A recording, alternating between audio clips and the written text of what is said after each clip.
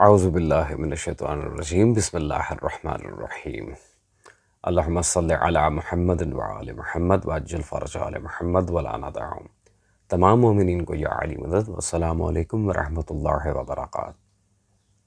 عزیزان گرامی قدر،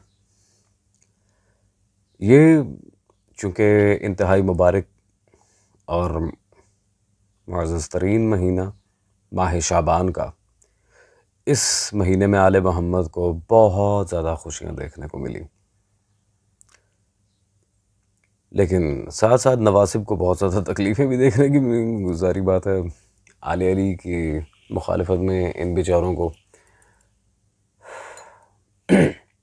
وقت ہی کہاں ملتا ہے خوشیاں دیکھنے کا جب آل محمد خوش ہوں صلی اللہ علیہ وآلہ وسلم۔ مفتی طارق مسعود، جنہیں پہلے بھی ہم کئی دفعہ ایکسپوز آپ کے سامنے کر چکے ہیں، بالخصوص اہل سنت حضرات آج کی ویڈیو غور سے دیکھیں تاکہ ایٹ لیسٹ انہیں اندازہ ہو کہ تحقیق کے لحاظ سے کیا سارا معاملہ فٹن رہتا ہے اور یہ مفتی حضرات کس طرح عوام کو جھنسا دیتے ہیں۔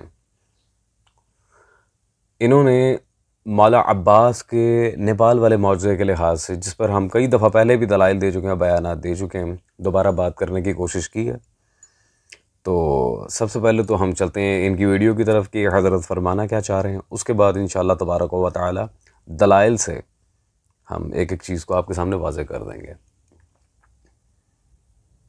ابھی کل پھر مجھے کسی نے، وہ ایک پرانے ذاکر صاحب تھے، وہ ان کی دوبارہ سے بھیج دی کہ نئی فلم ہے۔ میں نے کہا میں برداشت نہیں ہے، ایک دفعہ مردے زندہ ہو چکے ہیں وہاں پہ۔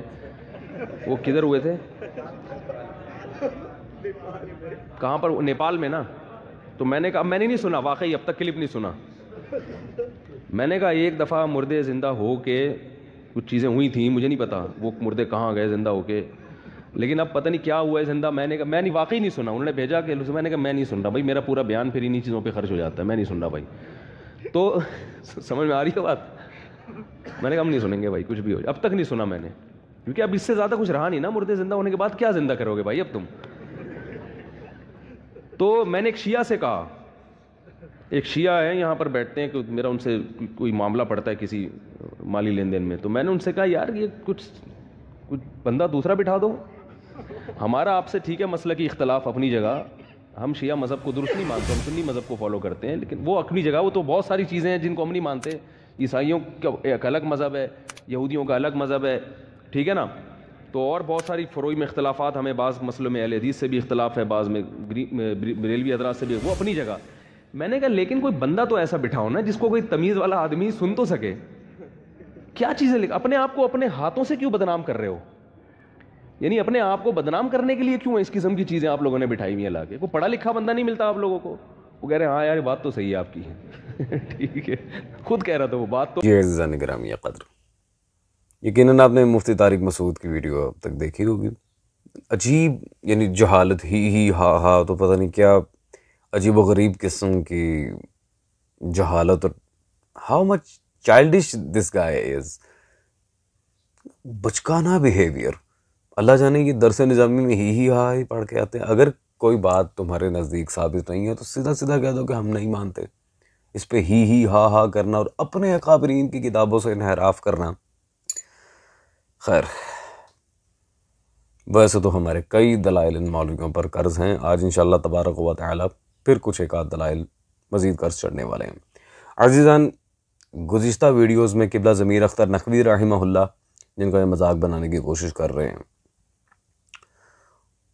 ہم نے ان کے لحاظ سے بھی جب جواب دیا تھا تو میرے خیال جناب محقق وسیع خان صاحب، ان کی کتاب معجزات حضرت عباس علمدار صلوات اللہ علیہ، اس کتاب میں صفحہ 121 پر ہم نے اس کا حوالہ پیسٹ کر دیا تھا اپنی ویڈیوز میں، جہاں واضح نیپال والے معجزے کا ذکر کیا تھا وسیع خان صاحب نے۔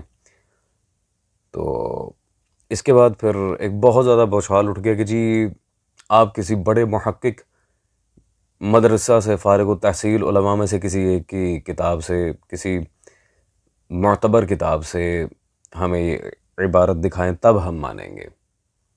ہم نے کہا پہلے اس بات کو آپ رد کریں پھر ہم معتبر بھی دکھا دیں گے۔ خیر اس کا الحمدللہ اب کافی وقت گزر چکا ہے، 2-3 سال ہو گئے، کوئی جواب نہیں آیا سوائے فالتو قسم کی باتوں کے اور یہ فنی گیگز کے۔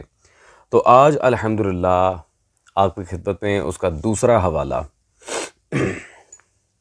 شمس العلماء جناب علامہ سید محمد ابو الحسن موسوی مشہدی حافظہ اللہ تعالی، ان کی کتاب میرے ہاتھ میں یہ موجود ہے، سیف العباس علی اشرار الناس۔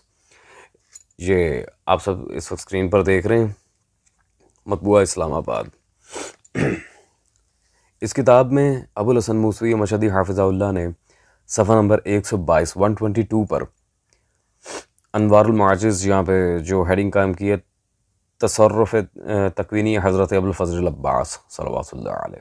اب واضح یہاں پر اس کا ٹاپک بھی دیکھ سکتے ہیں، نیپال کی ترائی میں نبی صلی اللہ علیہ وآلہ وسلم کے لال کا ماتم۔ وہ انہوں نے تقریباً 5-6 صفحے پہ اس پورے واقعہ کو بیان کیا مختلف حوالہ جات کے ساتھ۔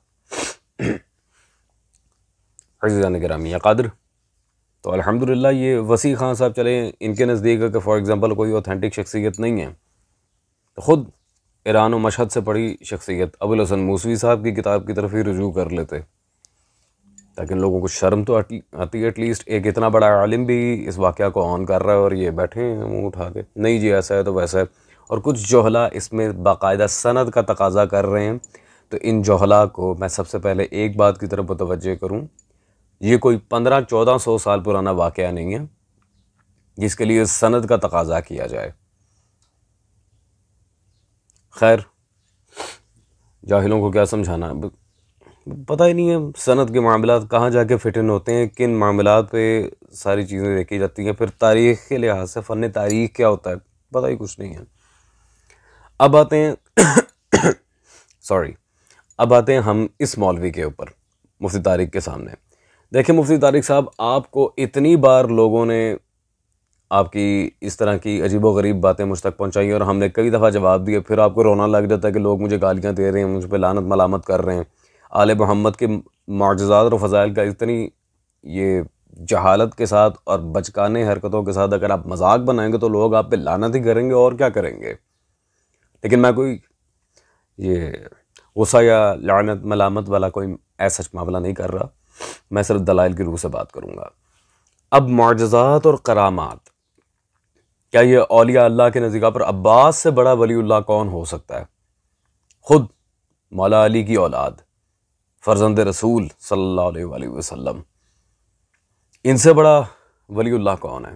سیدوں کے سید حضرت ابو الفضل العباس، نائب امام حسین، ان کی ولایت تو ویسے ہی متفق علیہ ہے، شیعہ سنی دونوں انہیں ولی اللہ مانتے ہیں۔ اب ذرا آتے ہیں آپ کے اکابرین کی کتابوں کے اوپر کہ کیا اس طرح کی کرامات واقعاً اولیاء سے ثابت ہیں۔ یہ جلد نمبر 6 میرے ہاتھ موجود ہے، کتاب العقائد بھی یہ ٹاپک ہے اس کا جی، مکتبہ دارالعلوم کراچی سے چھپے آپ کے حضرت اشرف علی تھانوی صاحب کا امداد الفتاویٰ۔ اللہ اکبر۔ امداد الفتاویٰ کتاب العقائد جلد نمبر 6 صفحہ نمبر 71 میں تھانوی صاحب 2 ٹوک الفاظ میں یہاں پر لکھتے ہیں، کراماتیں، جتنی بھی کرامتیں، باقاعدہ ایک نہیں کرامتیں، اور کرامتیں اولیاء کے لیے حق ہیں، کرامتیں اولیاء کے لیے حق ہیں، ایک کرامت نہیں، کرامتیں جمع کی بات کر رہے ہیں جی مولوی صاحب۔ تو یہ ہی ہا اس طرح کی عجیب و غریب بکواسات یہ آپ تھانوی صاحب بھی کیوں نہیں کرتے؟ ہاں، اپنے بزرگ بابے لکھ جائیں تو پھر ویل اینڈ گڈ، سب کچھ سچ ہے تو مانے نا، وہ کہہ رہے ہیں اولیاء کی کرامات حق ہیں تو مانے عباس کی اس کرامت کو۔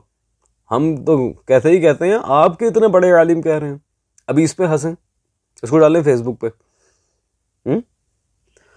اور چلو یہ تو ایک کتاب تھی، دکھانے کو تو بہت سارے دلائل ہیں، اب اس عالم کی دلیل دکھا رہا ہو جسے بنیاد بنا کے آپ مولا حسین کے کربلا والے واقعہ تک پہ نقد کرنے کی کوشش کرتے ہیں۔ آپ کے امام ابن تیمیہ رحمہ اللہ، ان کی یہ مکتبہ سلفیہ سے چھپی میرے ہاتھ میں کتاب موجود ہے، جنہوں نے کرامات اولیاء کے اوپر پوری کتاب لکھی ہے، الفرقان، علامہ ابن تیمیہ، جنہیں آپ امام بھی مانتے ہیں اپنا، یہ ان کی کتاب کرامات اولیاء کے اوپر ہی میرے ہاتھ میں موجود ہے، الفرقان۔ ابن تیمیہ نے پوری کتاب لکھ دی، تھانوی کرامات اولیاء کو حق مانتا ہے، آپ دانت نکال رہے ہیں، ابھی نکالیں ان دونوں کے اوپر دانت۔ مولا عباس کے معجزے پر شک کرنے کا سیدھا سیدھا مطلب ہے کہ آپ پرلے درجے کے جاہل ہیں اور آپ نے اپنے ہی اکابرین کی کتابوں کو بالکل نہیں پڑھا۔ عزیزان، that's all for today۔ سمجھنے والے سمجھ جائیں گے۔ We'll meet you in the next video۔